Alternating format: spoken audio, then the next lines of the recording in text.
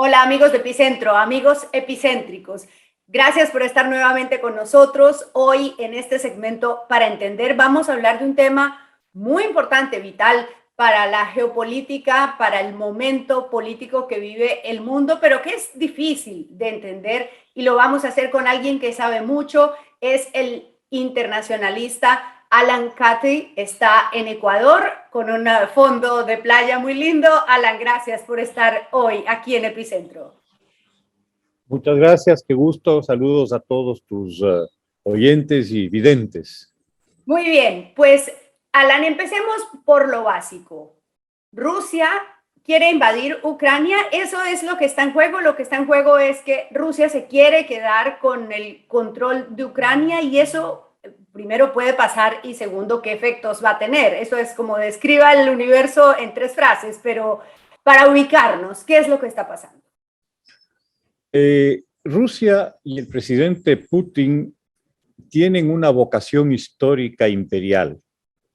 Y esa vocación histórica imperial sufrió un muy grave golpe en 1992 con el derrumbe del Imperio Soviético. Desde que Putin llega al poder en el año 2000, el empeño de él es reconstruir ese imperio y reconstruir esencialmente las zonas de influencia que ese imperio en su momento ocupó a lo largo de los 70 años de la dictadura comunista. En esa medida, Putin empezó ya a hacer tanteos de cómo lograr esto en el año 2008 en Crimea, perdón, en Georgia. La invasión de Georgia significó la absorción de territorios anteriormente georgianos a cuenta de que en esos territorios vivían minorías rusas que estaban siendo de alguna manera perjudicadas o abusadas. Y se crearon dos repúblicas, la de Osetia y las de Abjasia, que luego se incorporaron a Rusia.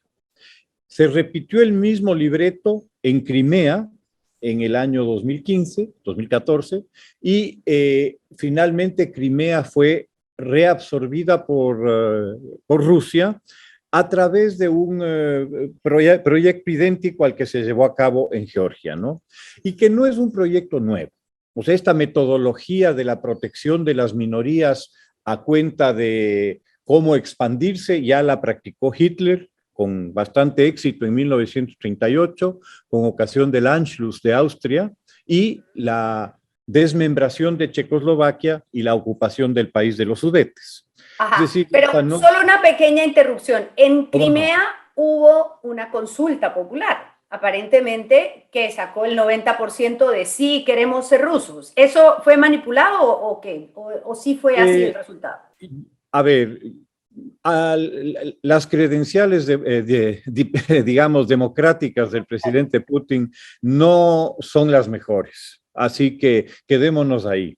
Uh -huh. Eh, yo diría que lo mismo que pasó en Ucrania, en el caso de Crimea, es lo que probablemente va a pasar en el Donbass y en la cuenca del Donetsk, que es la zona en la cual actualmente se está disputando, digamos, territorios o espacios en Ucrania, entre Ucrania y Rusia, ¿no?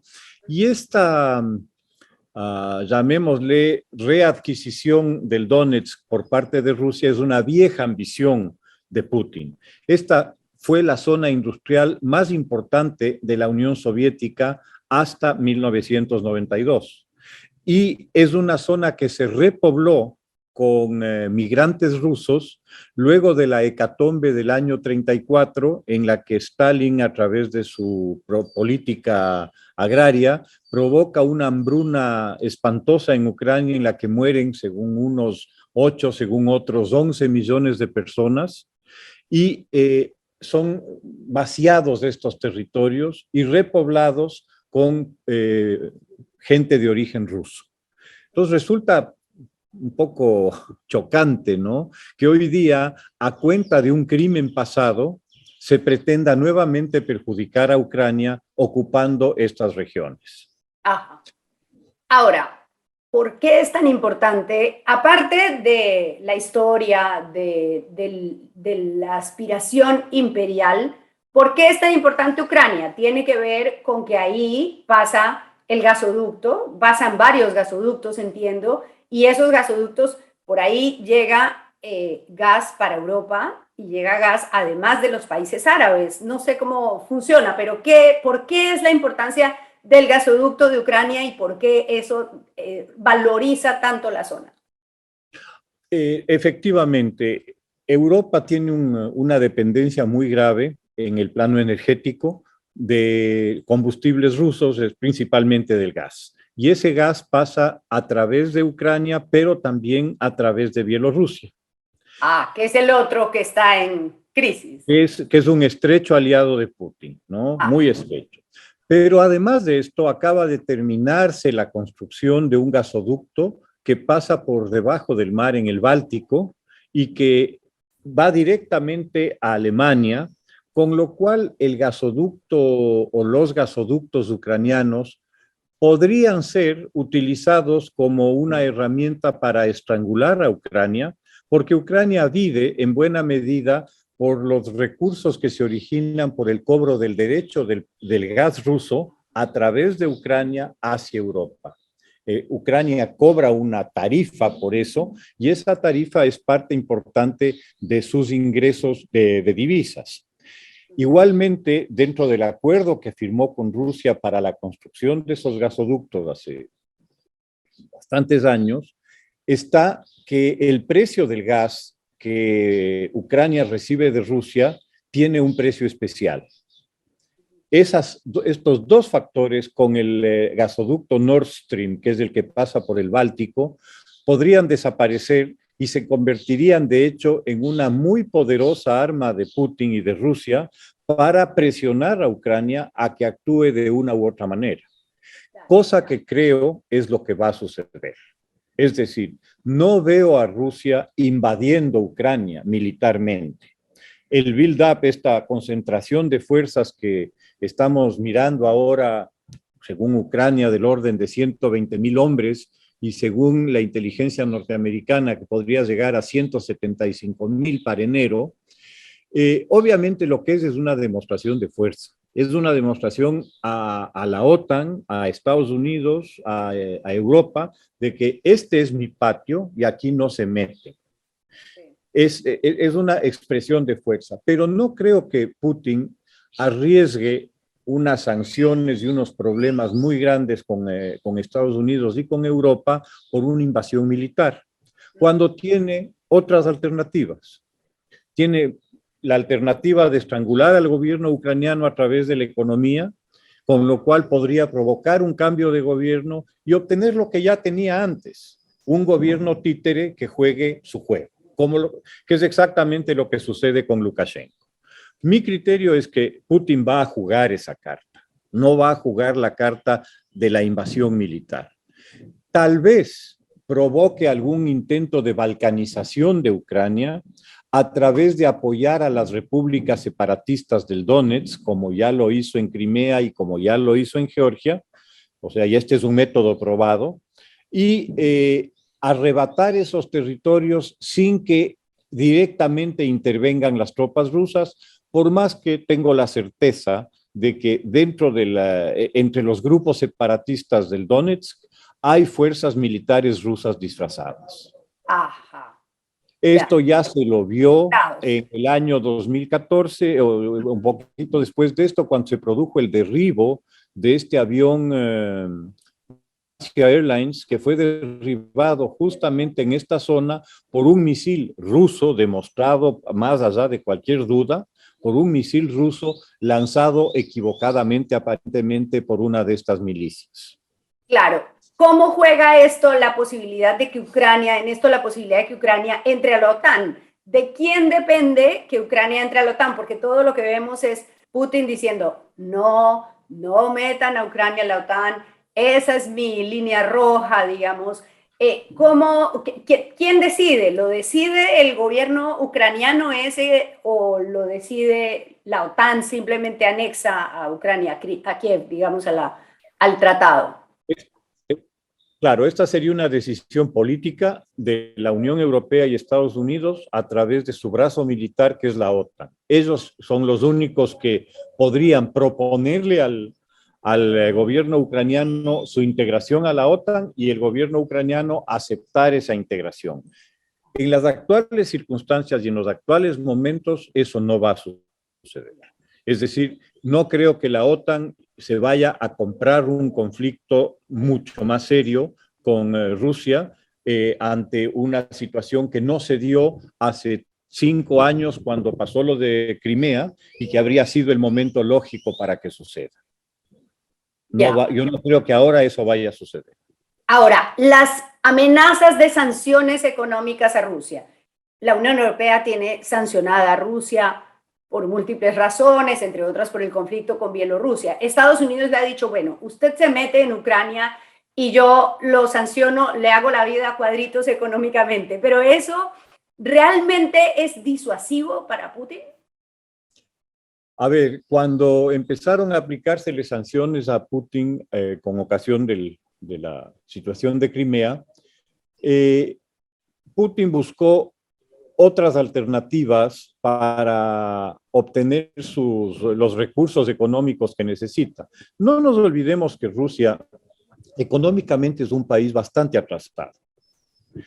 A pesar de los recursos gigantescos que tiene y del territorio enorme que tiene, la disolución de la Unión Soviética determinó la creación de un régimen oligárquico que es realmente un régimen predador.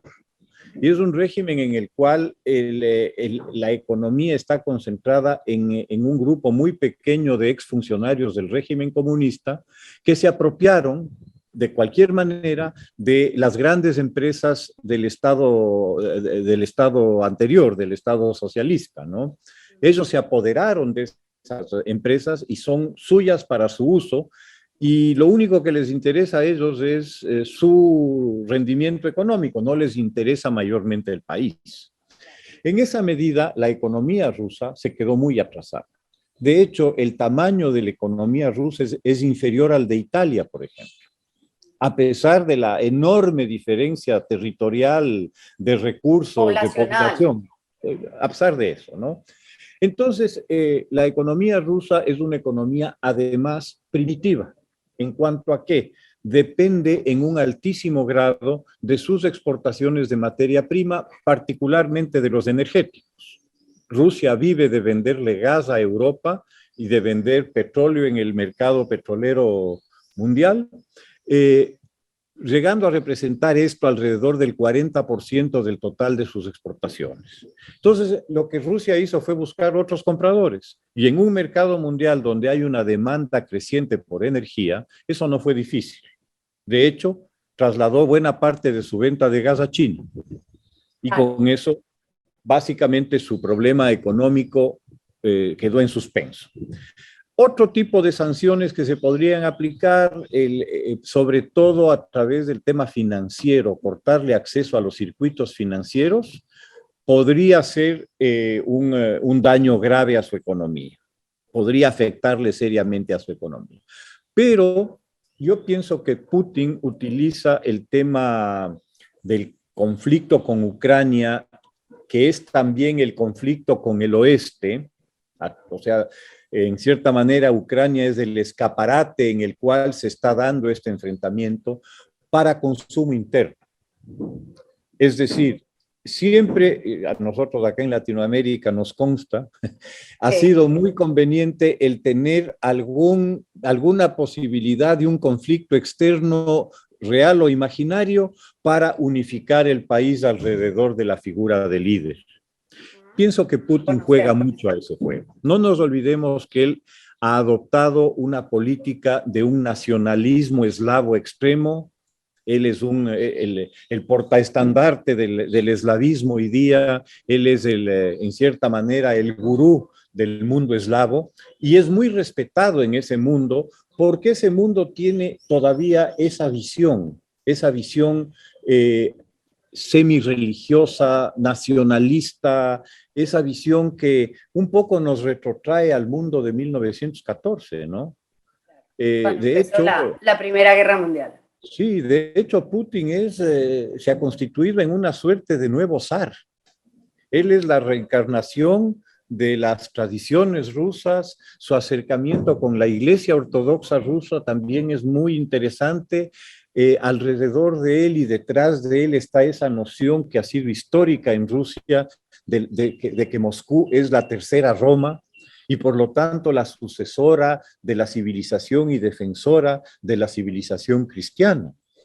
Entonces, estas visiones están ahí entremezcladas dentro de todo este entorno político que se juega alrededor de Ucrania. Y para acercar un poquito el conflicto a América Latina, ayer jueves se firmó un convenio entre Argentina y Rusia para formar militares en Rusia. Esta semana el presidente Alberto Fernández ha recibido empresarios rusos y les ha dicho que tranquilos, que hagan inversión, que él no les va a hacer, no les va a dificultar la salida de divisas. Digamos, Argentina se acerca a Rusia. ¿Eso puede tener algún problema para Argentina, para la región? ¿Podría convertirse en un elemento ruidoso en la geopolítica de América Latina? Bueno, de hecho, Rusia ha tenido históricamente varias ocasiones en que ha buscado establecer su posición en América Latina. De hecho, la primera fue Cuba. Cuba, desde el año 62, estableció una vinculación estrecha con la Unión Soviética en aquel entonces y de hecho sobrevivió en buena medida gracias a las inyecciones económicas que la Unión Soviética realizaba en Cuba, no por razones económicas, sino por razones geoestratégicas, ¿no? Luego, ya con el derrumbe soviético, con la desaparición de la Unión Soviética en el 92, apareció una nueva oportunidad para Rusia de entrar en América Latina, a Venezuela, donde empezaron a realizar importantes inversiones en términos de petróleo, sobre todo, en la zona del Orinoco, pero desde una perspectiva esencialmente económica. No les fue muy bien, no les ha ido muy bien, y ahorita están complicados con la recuperación de esos recursos, por lo cual creo yo es una de las razones por las cuales le apoyan al régimen de Maduro, además de las afinidades dictatoriales. Es decir, lo que estamos viendo en cierta forma en el mundo es un reto al modelo democrático liberal a través de una alternativa dictatorial, autoritaria, autocrática, que en cierta forma trabaja en conjunto. Es decir, vemos, a mí me llamó muchísimo la atención esta última reunión de Puebla, en la cual gobiernos que se dicen democráticos han respaldado a gobiernos como el nicaragüense, que es una cosa absolutamente impresentable, entre ellos el gobierno argentino, ¿no? Entre ellos el gobierno argentino que se abstuvo de condenar las violaciones evidentes a la Carta Democrática que se suscitaron en Nicaragua y que en cierta manera también se acaban de suscitar en Venezuela. Lo que sucedió en el estado Barinas es un escándalo. Repetir las elecciones porque no ganaron ellos. Que no ganaron ellos. O sea, entonces estamos viendo que hay un juego que se ha formado una especie, ¿cómo podríamos? Un club de dictadores. Un club de dictadores al cual tú te afilias y consigues una serie de ventajas en términos de apoyos diplomáticos, de vetos, de las varias alternativas que el modelo democrático crea para dar seguridad a los ciudadanos. Es el hecho que hemos constatado ya tantas veces de los proyectos políticos que, valiéndose de las armas de la democracia, la destruyen, utilizando las herramientas que la democracia crea para proteger a los ciudadanos y a sí misma, son utilizados por estos grupos para destruir la democracia e impulsar proyectos autoritarios. Pienso que en el caso ruso, la experiencia que tuvieron con las inversiones en Venezuela no fue muy positiva y tendría mis dudas de que les vaya a ir mucho mejor en la Argentina, ¿no? De hecho, ya encontramos que se produjo una serie de problemas con la provisión de vacunas que tenía que haber entregado Rusia a la Argentina. No llegaron a tiempo, eso Sí, se descuadró redujo la totalmente. producción, sí. Sí, y entonces, ¿qué certezas puede dar un régimen cuya economía es tan frágil, como el caso ruso, a otras economías aún más frágiles? Esa es un poco la pregunta, ¿no? Claro. Yo Muy bien. no le veo tanto, no le veía con tanta preocupación a la penetración rusa en Rusa. América Latina. Hay otras penetraciones mucho más sólidas. Claramente, la China. Ese es motivo de otro para entender, Alan.